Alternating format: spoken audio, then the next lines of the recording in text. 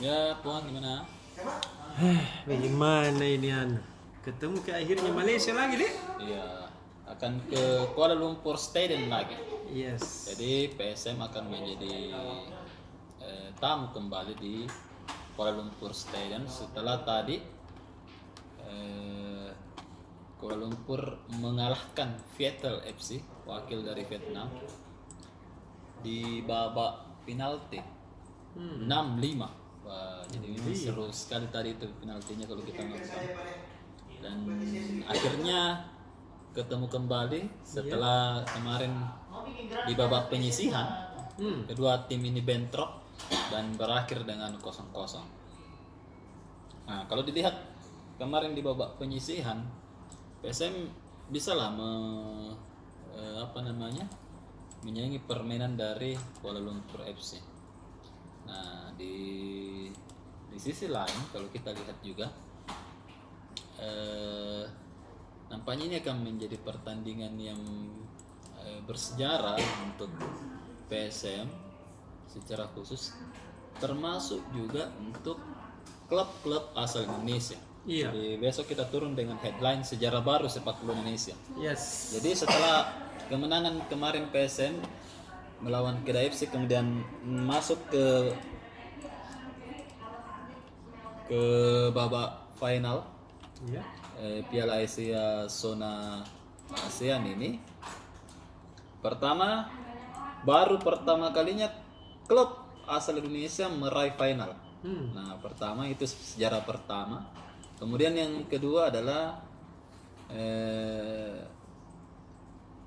PSM menyumbangkan lebih dari 100 poin kepada ranking Indonesia di FIFA, dan ini hanya berjarak sekitar 1.500 poin dari Australia.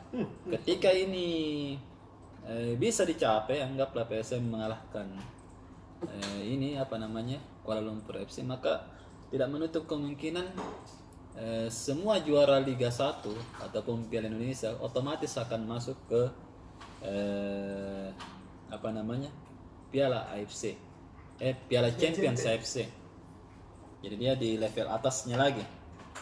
Jadi inilah yang kemarin kita gaungkan, bahwa kemenangan PSM, dukungan PSM itu bukan cuma hanya dukungan dari Makassar dan Sulawesi Selatan, Betul. tapi juga adalah ini untuk mengangkat harkat dan martabat sepak bola Indonesia di kancah internasional. Iya tuh. Iya. Dan nampaknya ini juga yang menjadi visi dari manajemen PSM, karena kan manajemen PSM ini di top sebenarnya ini ya, di orang-orang yang pernah memimpin bangsa ini. Jadi ya mungkin di situ mereka melihat bahwa PSM ini bukan hanya mewakili rakyat Sulawesi Selatan, tapi juga seharusnya ketika dia menjadi wakil di liga atau di turnamen internasional, dia sudah mempunyai visi bagaimana caranya mewakili bangsa Indonesia. Yes. Nah, ini tidak habis kalau kita perbincangkan ini, Puan. Mungkin besok-besok lagi kita akan perbincangkan setelah mungkin persiapan PSM lagi nanti melawan Kuala Lumpur FC di babak final Yep. zona ASEAN. Nah, perjalanannya hari ini di terbitan Rabu itu sudah dijelaskan bagaimana sih sebenarnya skenario-nya PSM ketika dia berhasil lolos atau bahkan sampai ke final Piala AFC. Karena ini kalau kita lihat satu Piala, kemudian lawan lagi Timur, kemudian tidak, Selatan, dia lawan wakil Selatan kalau misalnya lolos ya. Kemudian setelah itu Timur, baru betul-betul finalnya melawan tim dari Asia Barat. Nah, apalagi ya, dan ada juga pernyataan dari pelatih Kedah Darul Aman FC, Aidil Syaril. Dia menyampaikan selamat kepada PSM, dan dia mengakui bahwa pemain Kedah ini tidak bermain buruk. Cuma memang pemain PSM ini mampu menerapkan taktik untuk mengalahkan Kedah Jadi yang menarik juga memang karena taktik-taktik dari pelatih ini sering mengejutkan kita, sering ada hal-hal baru. Bayangkan kalau seperti pemain senior seperti Ganjar Mukti, Erwin Gutawa itu diparkir gua. Kemudian dikasih masuk Agung Manan, Akbar Tanjung. Ini kan semua pemain Liga 2 kemarin. Betul. Tapi berhasil mengambil posisi dan berhasil berkompetisi di internal PSM sehingga mendapatkan kepercayaan untuk mewakili PSM bukan cuma di Liga 1 ketika bentrok dengan Bali dan Persija, tapi juga di semifinal kemarin, dan mereka sangat membuktikan pertarungan Spartan hingga menit ke-97 berakhir. Seru sekali nih. Seru sekali.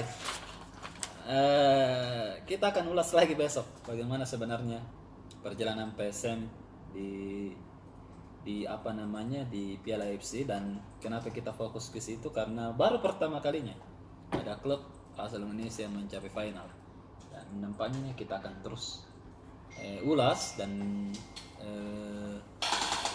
sajikan kepada Tribuners dan fans PSM.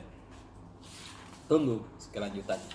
Kemudian yang lain kita masuk ke Sulsel, bahwa ini yang menarik juga dan menjadi perhatian sebenarnya. Jadi sekitar akhir Februari 2022 ini ada kayak anak-anak nakal naik motor, tiba-tiba dia menyabet orang lain dengan parang, terluka dan meninggal dunia. Nah, setelah sekitar 6 bulan kasus ini berputar dan keluarga si korban ini marah sampai demonstrasi besar-besaran di Pengadilan Negeri Sinjai, akhirnya keempat pelaku ini mendapatkan hukuman berat. Dan mereka ini generasi milenials, nah, mereka ini umurnya kalau kita lihat apa namanya paling tinggi ini 23 tahun. Nah, ini generasi millennials yang berbuat kejahatan dan yang melakukan pemarangan itu, dia disangkakan apa namanya? Bukan disangkakan sih, divonis bersalah karena melanggar 340 sama dengan Ferdi Sambo. Artinya dia ini pembunuhan berencana dan dihukum seumur hidup. Bayangkan kalau 23 tahun diukur seumur hidup.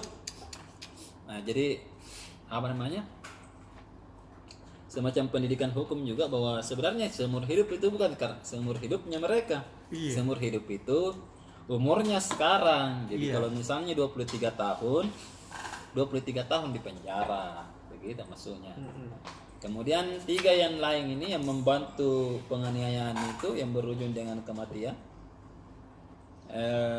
mendapat masing-masing hukuman 15 tahun penjara.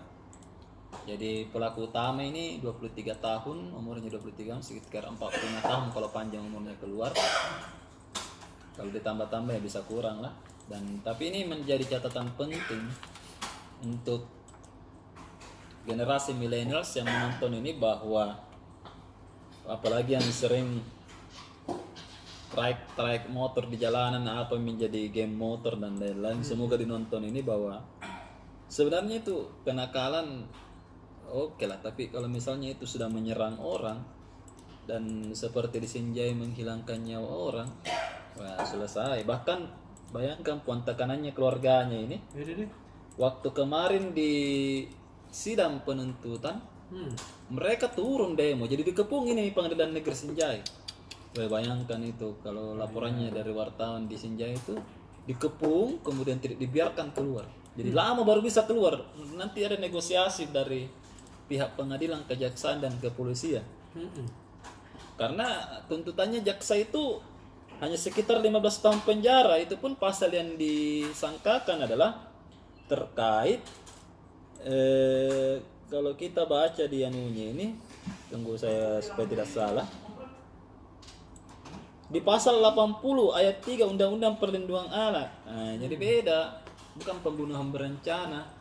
Hakim tadi kemarin ini sudah memvonis bahwa mereka ini melakukan penyerangan berujung kematian dengan vonis melanggar pasal 340 ya pembunuhan berencana. Kemudian yang menarik juga adalah sebenarnya ini pemilihan kepala desa ini sebenarnya pemilihan kepala desa kalau kita lihat biasa aja. Iya. Tapi di sini jelas sebenarnya faktor pengawasan dari badan independen ini mesti memang di sini harusnya mulai pengawasannya ketat. Iya. Karena di pemilihan kepala desa itu sekarang juga kalau kita dapatkan informasi dari lapangan itu kencang juga anunya tuh politik uangnya. Sehingga tadi ini satu kasus aja yang kita ambil ya di Baru ini beberapa legislatur itu protes karena pemilihan kepala desa di 28 nanti desa ini tidak ada pengawasnya. Ih, bahaya.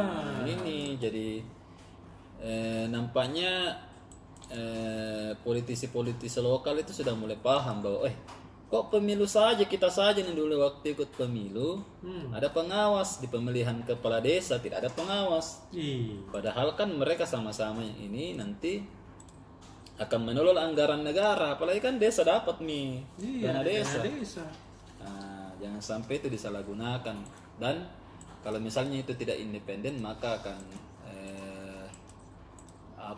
kepala desa ini bisa saja menjadi tidak independen dan anggaplah dia ikut sama satu kelompok yang berkuasa. Nah, itu sebenarnya yang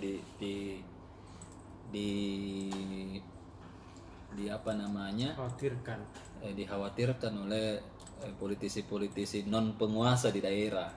Jadi bukan cuman ini kan kasusnya kita ambil tadi ini coba di Baru, tapi di daerah-daerah lain juga sebenarnya tidak ada pengawas. Itu bahaya sebenarnya. Karena seperti kepolisian kan dia tidak bisa menjalankan undang-undang terkait money politik. Nah, itu tidak ada yang bisa menjalankan misalnya undang-undang untuk pengawasan, itu hanya Badan Pengawas Pemilu. Jadi memang seharusnya Badan Pengawas Pemilu ini sudah bergerak juga di pemilihan kepala desa. Betul. Karena pemilihan ini sangat urgent nanti untuk pemilihan kepala selanjutnya. Nah, oke, itu kemudian yang lain ini masalah kasus kekerasan anak. Karena hanya sekitar 2 bulan, Bang. Iya. Kasus kekerasan anak dan perempuan di Sulawesi Selatan itu meningkat drastis. Iya. Kemarin kita ikuti juga di bulan-bulan 6 ini hanya sekitar 300 kasus. Sekarang sudah naik di hampir 700 kasus. Dan kenaikan yang paling signifikan itu kalau kita lihat tadi di Utara, kemudian di Toraja dan Makassar tentunya. Tapi di Tanah Toraja ini menarik karena penduduknya ini tidak terlalu besar, tapi kasus kekerasannya ini mengalahkan Bone. Iya. Nah, ini karena Bone kan hampir 800.000 penduduk. 800 nih kayaknya penduduknya.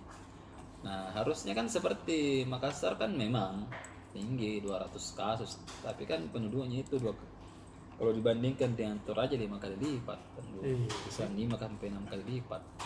Ini menarik kenapa misalnya itu terjadi di Luwu Utara juga. Tadi Bupati Luwu Utara Indah sudah sudah mewanti-wanti kepada pemerintah maupun pejabat lokal untuk mengawasi, lakukan upaya preventif terlebih dahulu. Kalau misalnya sudah ada semacam semacam ada letupan atau ada indikasi-indikasi ada kekerasan. Nah, sebenarnya di kasus kekerasan anak itu kelihatan itu kalau di dalam keluarga ya kelihatan itu biasa aja, tapi bahaya itu bisa berefek besar. Nah, sama ini Sinjai ini anak mungkin nakal-nakal atau apa, ingin aktualisasi diri tapi salah ya, ujung-ujungnya membuat orang mati ya selesai juga di penjara seumur hidup. Ini yang sebenarnya mesti di pengawasannya memang dari keluarga dulu. Dan memang tadi pemerintah Luwu Utara sudah mengingatkan kepada keluarga untuk tidak melakukan kekerasan kepada anak dan perempuan, karena beda di zaman-zaman dulu. Di zaman-zaman dulu mungkin anak-anak bisa kita pukul apa semua, tapi sekarang itu sudah ada undang-undangnya.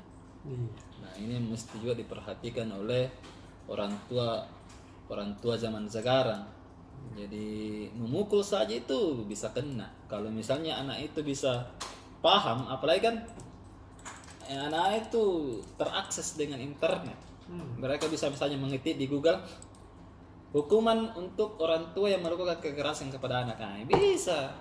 Nah, ini jangan sampai kejadian di negara-negara maju. Banyak di negara-negara maju seorang anak yang melaporkan orang tuanya. Nah, karena kan negara kan ada aturannya begitu. Ya tahu. Nah, itu yang mesti diperhatikan bagaimana sebenarnya. Tapi pemerintah juga mesti menyajikan Pak bagaimana cara mendidik anak di dunia modern.